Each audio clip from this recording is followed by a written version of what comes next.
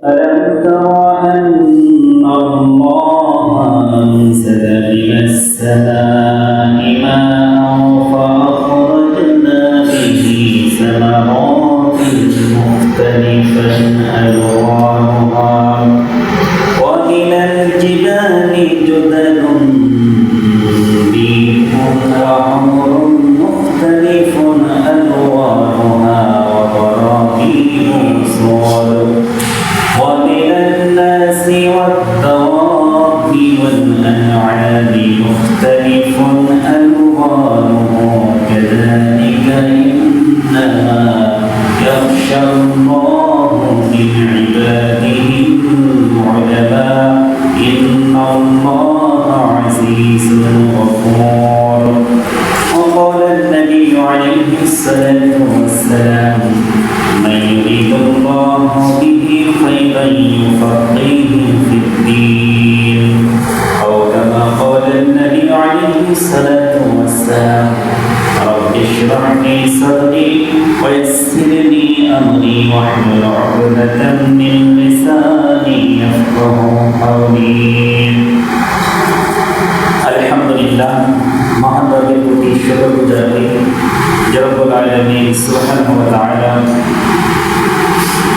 আমাদেরকে পবিত্র জুমার দিনে আগে মসজিদে এসে জুমার গুরুত্বপূর্ণ খুতবা শোনার সৌভাগ্য দান করেছেন। সুস্থতা নিয়ামত আল্লাহ আমাদেরকে দিয়েছেন, এজন্য শুকর আদায় করি। সবাই পড়ি আলহামদুলিল্লাহ। লাখ কোটি দুরূদ ও সালাম বর্ষিত হোক সাইয়্যিদুল মুরসালিন আশরাফুল আমবিয়া রাহমাতুল লিল আলামিন খাতামুন নবিয়্যিন হযরতে মুহাম্মদ রাসূলুল্লাহ সাল্লাল্লাহু আলাইহি ওয়াসাল্লাম। আল্লাহ তাআলা আমাদের সকলের জন্য জুমার এই খুতবাকে হিদায়াতের ওসিলা হিসেবে কবুল করুন, আমিন। আজকে ইলম অর্জনে জ্ঞান অন্বেষণের গুরুত্ব সম্পর্কে আলোচনা করব ইনশাআল্লাহ। জ্ঞান এমন জিনিস যেটা সবচেয়ে বড় কল্যাণকর। জ্ঞান ছাড়া মানুষ কোনো জায়গায় কোনো কাজই করার যোগ্যতা রাখে না। দুনিয়াবি কাজ হোক, আখিরাতের কাজ হোক, সব কাজের ক্ষেত্রেই সবচেয়ে জরুরি যেটা সেটা কি? জ্ঞান। জ্ঞানের কারণে মানুষের সম্মান মর্যাদা অনেক বেশি। একজন ডক্টর, তার একটা বিশেষ জ্ঞান আছে। ডক্টর মানে একটা জ্ঞানী, রোগ বিষয়ে বিশেষজ্ঞ। এই ডক্টর এক ঘন্টায় একদিন লক্ষ লক্ষ টাকা ইনকাম করছে। আপনারাও এই জ্ঞান নেই, এই জন্য আমরা যতই পরিশ্রম করি একদিনে কি ইনকাম করা সম্ভব? পারবেন? আপনি বিশাল দক্ষ চাষি, যে একদিনে চাষ করে যতই কাজ করেন 1 লক্ষ টাকা ইনকাম করতে পারবেন? দীর্ঘ 2-3 মাস ব্যাপী একটা ফসল ফলানোর পরে কেনাবেচা করে হিসাব করলে দেখা যায় যে কিছু লাভ হয়েছে, এই মাঝে মাঝে লস হয়ে যায়। তার মানে কি 3 মাস খাটা সব মাঝে মাঝে কি খাওয়া হয়ে যায়। যাই হোক, কিন্তু ডাক্তারের একটা জ্ঞান থাকার কারণে, ইলম অর্জনের কারণে সে একটা দিনের রকম লক্ষ লক্ষ টাকা ইনকাম করে। মানুষ বইয়ে তার কাছে দিয়ে আসে। যাই হোক, তাহলে এটা কিসের কারণে? জ্ঞানের। ইসলাম সব জ্ঞানের প্রতি উৎসাহিত করেছে। শুধুমাত্র যে কোরআন হাদিসের জ্ঞানই অর্জন করতে বলা হচ্ছে না, ইসলামের মৌলিক কিছু জ্ঞান অর্জন করা খরচ। তালাবুল ইলমি ফরিদাতুন আলা কুল্লি মুসলিম, এটা ইবনে মাজাহ শরীফের হাদিস, সহিহ হাদিস। এই হাদিসে রাসূল সাল্লাল্লাহু আলাইহি সাল্লাম বলেছেন, প্রত্যেক মুসলিমের ইলম অর্জন করা ফরজ। ফরজ একটা ইবাদত। অন্য আরেক হাদিসে আসছে, এটা সহিহ বুখারীর এক হাদিসে আসছে যে যে ফা'লাম আন্নাহু মা ইউরিদুল্লাহু বিহি খায়রান ইউফাক্কিহু ফিদ-দীন, যাকে আল্লাহ তাআলা কল্যাণ চান তাকে দ্বীনের বুঝ জ্ঞান দান করেন। এরপর সূরা মুহাম্মাদের 19 নম্বর আয়াতে আসছে ফা'লাম আন্নাহু লা ইলাহা ইল্লাল্লাহ, তোমরা জ্ঞান অর্জন করো, তোমরা জ্ঞান অর্জন করো, এরপর লা ইলাহা ইল্লাল্লাহ, আল্লাহ ছাড়া কোনো মাবুদ নেই। তাহলে আগে জ্ঞানের কথা বলা হয়েছে, ফা'লাম জ্ঞান অর্জন করো, এরপর বলা হয়েছে লা ইলাহা ইল্লাল্লাহ, আল্লাহ ছাড়া যে ইলাহ নেই এটা আপনাকে বুঝতে হলে কি দরকার? জ্ঞান বুঝ দরকার। জ্ঞান বুঝ ছাড়া আপনার মধ্যে ঈমান পয়দা হবে না। এই জন্য ঈমান সৃষ্টি করতে হলেও আপনাকে জ্ঞান অর্জন করতে হবে। এজন্য ইসলামী শরিয়াতে মানুষদেরকে 12 বছরের আগে কোনো হিসাব নিকাশ দেবে না। এই জন্য তার সেই জ্ঞান বুঝের বয়স, নামাজও খরচ করেছেন তখন একটা প্রাপ্ত বয়স করে, যখন আপনি পৌঁছাবেন তখন আপনাকে অপরাধী থাকতে হবে তখন যখন আপনি একটা প্রাপ্ত বয়সে পৌঁছাবেন। এটা কি কারণে? শুধুমাত্র জ্ঞান বুঝ হওয়ার কারণে। জ্ঞান বুঝ হওয়ার কারণেই ঈমান এমন জিনিস যে বুঝওয়ালা মানুষদেরকেই ঈমান আনতে হবে। এজন্য একটা আয়াত তেলাওয়াত করেছি আমি সূরা ফাতির এর 27-28 নম্বর আয়াত তেলাওয়াত করেছি।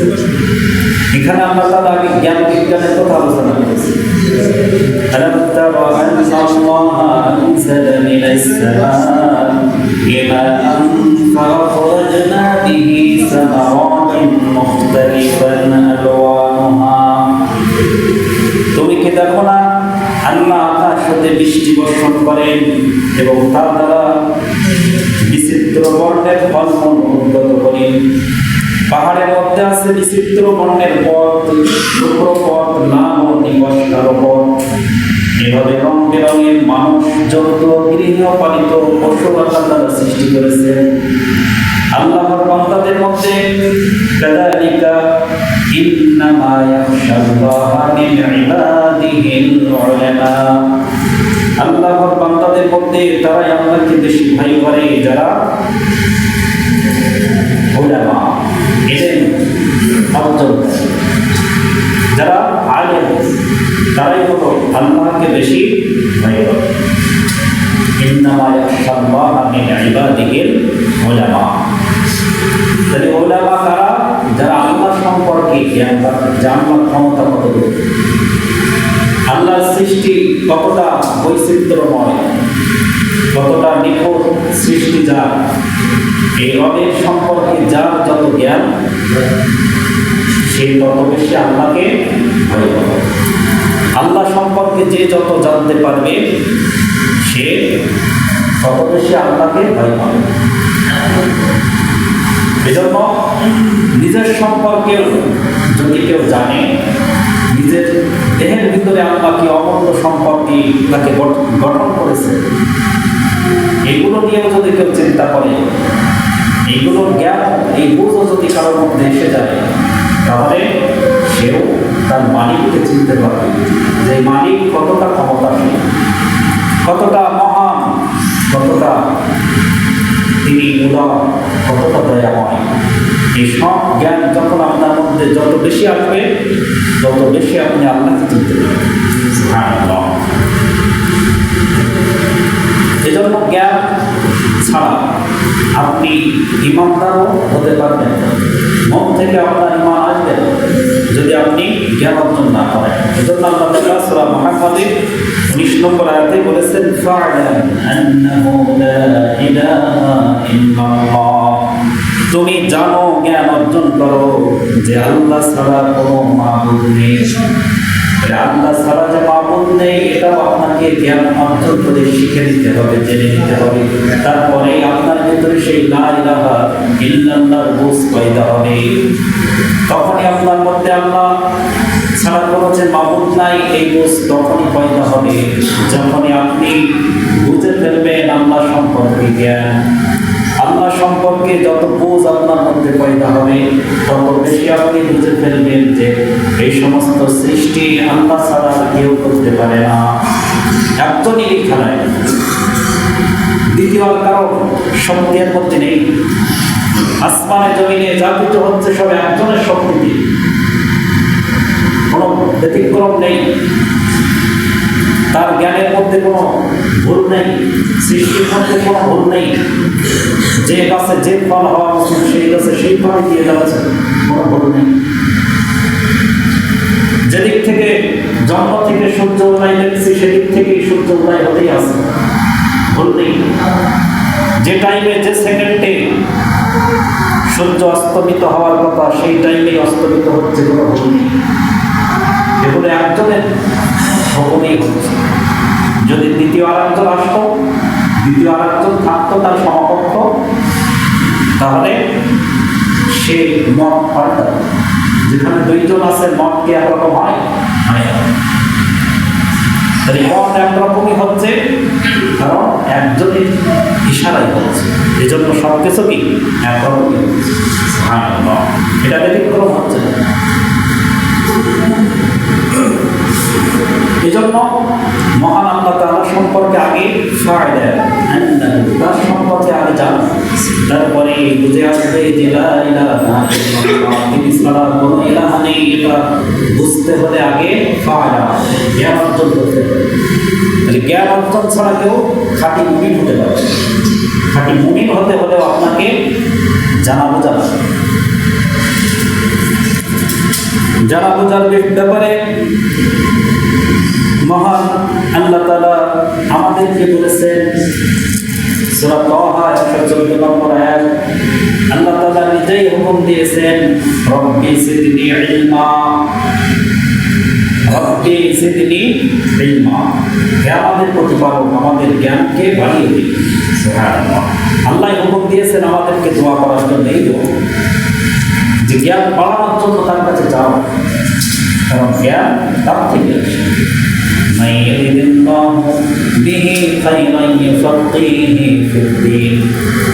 তিনি যাকে চান কল্যাণ দিতে, তাকে তিনি দিনের সঠিক জ্ঞান বুঝ দান করেন। তিনি না চাইলেও তিনি যাকে চান তাকে সঠিক জ্ঞান বুঝ দান করেন। তাই তার চাওয়া দরকার। আর তিনি কাকে চাবেন? তার কাছে যে চাবে।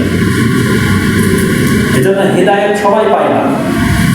হিদায়াত কি সবাই পায়? তিনি যাকে চান সেই পায়। কোন নবী রাসূল ইচ্ছা করে কাউকে হিদায়াতের পথে আনতে পারবে, তিনি না চাওয়া পর্যন্ত। মহান আল্লাহ তাআলা যাকে চান তাকে হিদায়াত দেন।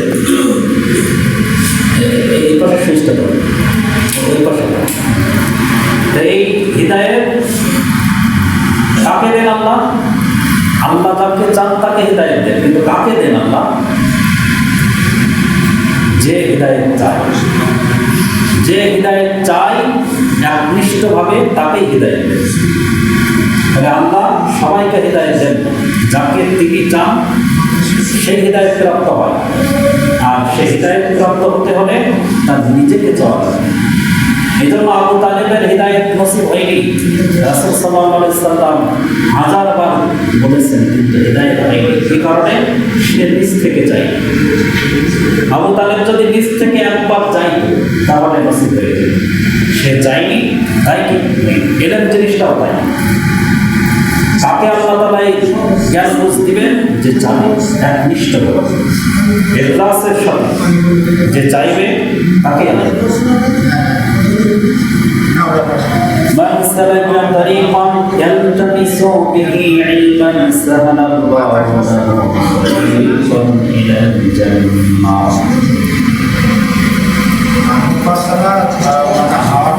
সহিহ বুখারীর হাদিস আসছে, সহিহ মুসলিম, তিরমিজি, ইবনে মাজাহ শরীফের হাদিস আসছে, মান সালাকা তারিকান ইয়ালতামিসু বিহি ইলমান সাহালাল্লাহু লাহু তারিকান ইলাল জান্নাহ। যে ব্যক্তি ইলম শিক্ষার জন্য পথ চলে, কোনো পথে সে চলে, তবে আল্লাহ তাআলা তার জন্য জান্নাতের পথকে সহজ করে দেন। সুবহানাল্লাহ।